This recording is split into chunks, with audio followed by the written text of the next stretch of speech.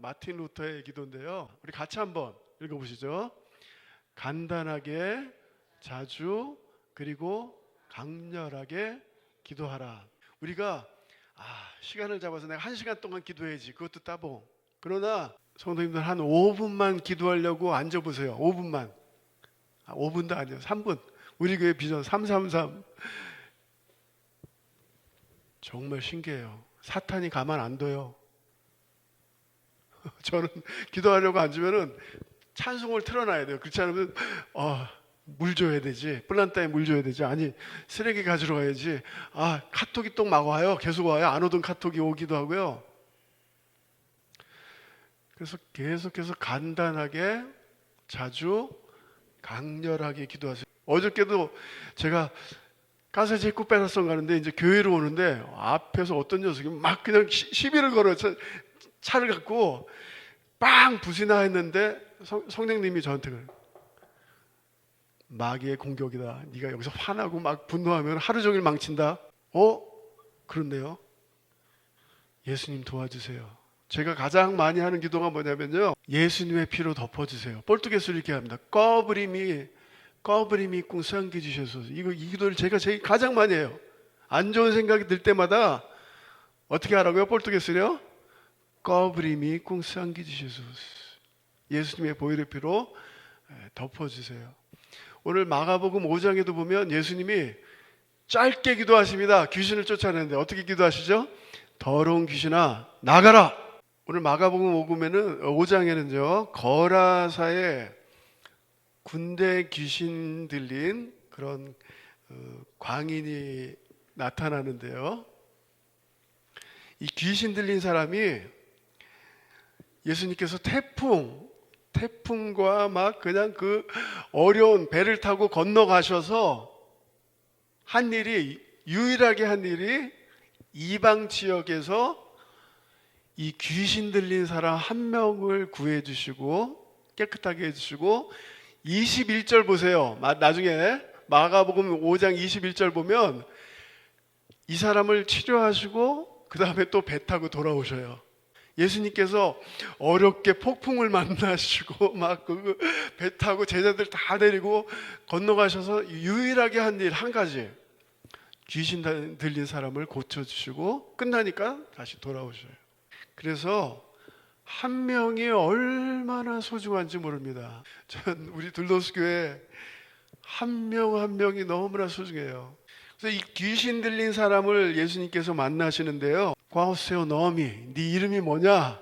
그러니까 한국말은 군대라고 하죠. 군대. 폴뚜게스로는 레지옹. 이 로마에서 쓰던 군대 용어로요, 약 6,000명 정도의 군인들로 구성된 부대 이름이 레지옹이었어요. 그러니까 6,000명이 모이면 레지옹. 이게 지금 무슨 말 하는 거예요? 귀신 들린 사람이 내 안에 몇천 명이 있다고요? 6,000명의 귀신이 있다는 거예요. 목사님 어떻게 6,000명의 귀신이 있어요? 근데 이렇게 하면 이해가 되실 것 같아요. 6,000가지의 생각은 어떻게 생각하세요? 6,000가지의 생각이 있어요, 없어요? 우리에게 있어요. 그 중에 많은 것들이 사탄의 생각이에요. 난 저주받았다. 내 아버지가 나를 미워한다. 뭐 하여튼 끝이 없어요. 이게 정말 바른 생각인가? 이게 하나님한테서 오는 건가? 마귀한테서 오는 건가를 우리가 잘 생각해 봐야 돼요. 귀신 들린 사람의 특징이 있는데요, 배에서 나오심에 곧 더러운 귀신 들린 사람이 무덤 사이에서 나와 예수를 만나니라. 이 짧은 구절에서 3번이나 반복되는 단어가 있습니다. 무덤이요, 무덤. 무덤이란 말은 사람들이 싫어하는데 사람들과 관계하지 않게 관계들을 깨트리는. 그래서요, 성도님들, 귀신은요 더러운 귀신이에요. 더러운 귀신. 지옥에 대해서 얘기할 때요, 성경에서 여러 번 지옥에 대해서 강조할 때 지옥이 어떤 곳이냐, 제일 많이 강조된 것이 불이고, 또 많이 강조된 게 뭐냐면 구더기요. 구더기가 벨미가 잔뜩 있는 곳이 지옥입니다. 유대인들의 무덤은 동굴이었습니다. 동굴. 우리가 말하는 이런 땅에다 하는 게 아니라 동굴 안에 죽은 시체를 갖다 놨단 말이에요. 그게 몇 년 지나면 그곳에 악취가 얼마나 심했겠어요. 그리고 귀신 들린 사람의 특징이 뭐냐면요, 쇠사슬에 묶여 있어도 그것을 다 깨트려 버렸다. 힘이 세져요. 강한 힘을 가지고 있다. 그래서 귀신은 사람보다 강하지만 예수님 앞에서는 꼼짝도 못하게 되는 줄 믿습니다. 그리고 자기 몸을 해치더라.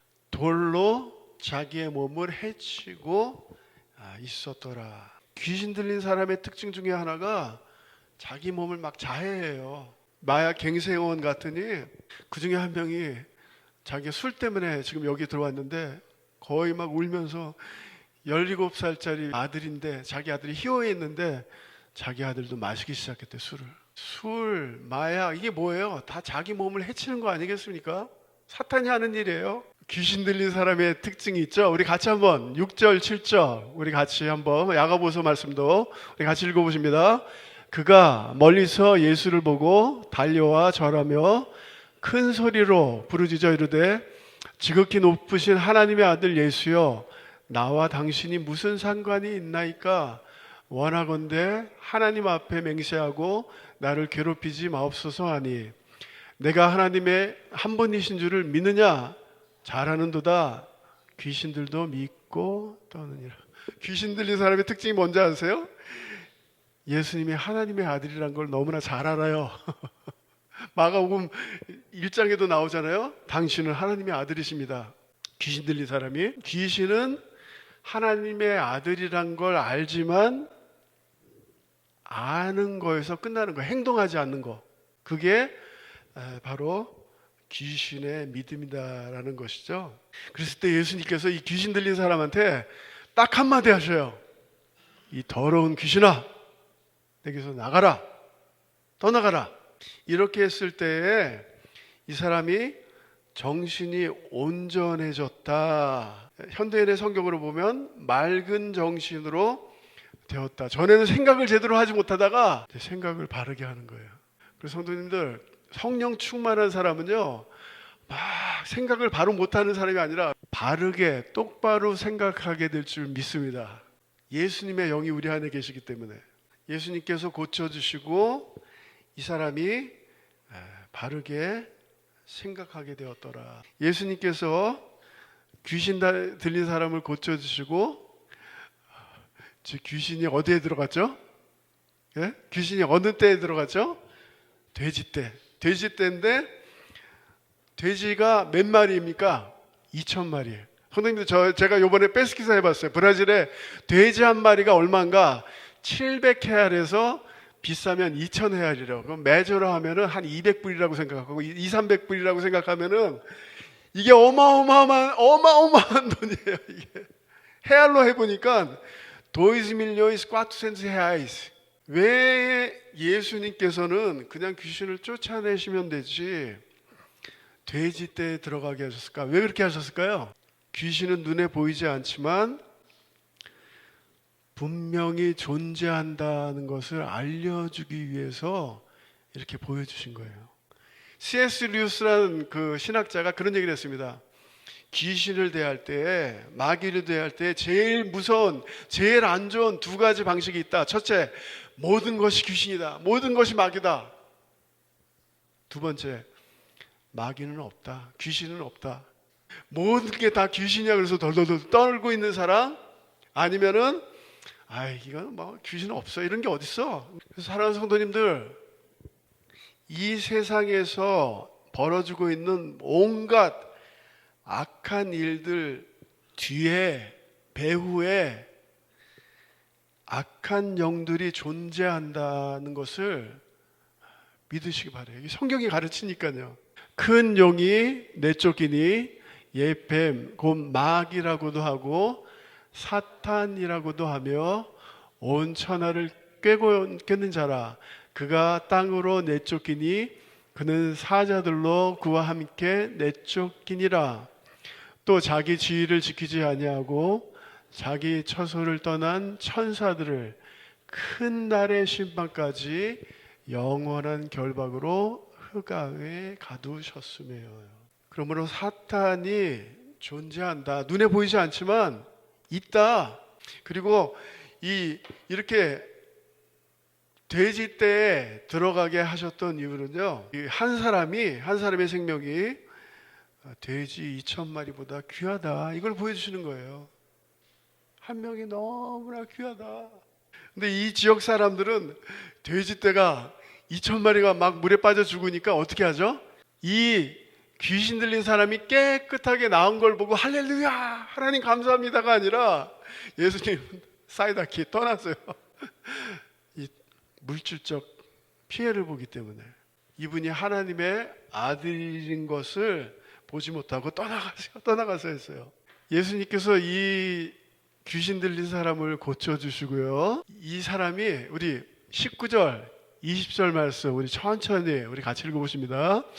그에게 이르시되 집으로 돌아가 주께서 내게 어떻게 큰 일을 행하사 너를 불쌍히 여기신 것을 내 가족에게 알리라 하시니, 그가 가서 예수께서 자기에게 어떻게 큰 일 행하셨는지를 데가폴리에 전파하니 모든 사람이 놀랍게 여겼더라. 이 귀신 들린 사람이요, 예수님께 몰래 찾아왔어요. 예수님, 제가 제자가 될래요. 예수님 쫓아다닐래요. 그랬더니 예수님이 No, 이제 너의 집으로 들어가서 하나님께서 어떻게 너에게 하셨는지를 얘기해라. 근데 성도님들, 지금 마가복음을 우리가 보면서 지금 반대되는 일이에요. 예수님은 지금까지는요, 예수님이 제자들을 부르셨거든요. 근데 오겠다는 사람은 안 받아주겠다. 이게 첫 번째. 두 번째, 병자를 고쳐주시고도 예수님이 절대 얘기하지 마. 내가 고쳤다고 얘기하지 마. 근데 이 사람한테는 어떻게 내가 고쳤는지 다 얘기해라. 왜 이렇게 얘기하셨을까요? 여기가 이방 지역이기 때문에. 유대인들이 사는 지역에서는 하나님의 말씀을 잘 들어야 되는데 말씀보다 그냥 병 고치는 사람 이렇게 이해하지 말라고 예수님이 그렇게 하신 것이고, 지금 이 지역에서는 네가 처음으로 나를 만난 그런 사람이기 때문에, 성경에요 이렇게 지역 이름을 넣었을 때는 이게 뭔가 의도가 있다는 거예요. 의미가 있는 거예요. 데카폴리스라는 그 지역에 데시다지죠. 그 지역에, 이방 지역에, 선생님들, 돼지를 키우는 지역이에요. 돼지를. 유대인들이 살지 않는 이 지역에서 처음으로 예수님께서 선교사를 파송하셨다는 거예요. 저 요번에 말씀 준비하면서 와, 이게 너무나 저에게 감동이 되는 거예요. 예수님의 첫 번째 선교사는 예수님이 파송하신 첫 번째 선교사는 성경을 잘하는 부자, 똑똑한 사람이 아니라 어떤 사람이죠? 사람 취급도 받지 못하던, 무덤에서 개보다도 취급받지 못하던 사람이 예수님을 만나고 이 사람이 파송되었다는 것이죠. 그래서 가족들에게만 복음을 선포한 것이 아니라 그 지역에 있는 많은 사람들에게 복음을 전했다. 한 명이 너무나 소중하지 않습니까? 귀신 들려가지고 막 쇠고랑을 깨트리고 그 썩은 냄새가 나는 그 무덤에서 잠을 자던 그 친구가, 왕따 당하던 그 친구가 이제 처음 선교사가 돼서 예수 믿으세요. 예수 믿으세요. 돌아가 주께서 내게 어떻게 큰 일을 행하사 너를 불쌍히 여기신 것을 내 가족에게 알리라. 아멘.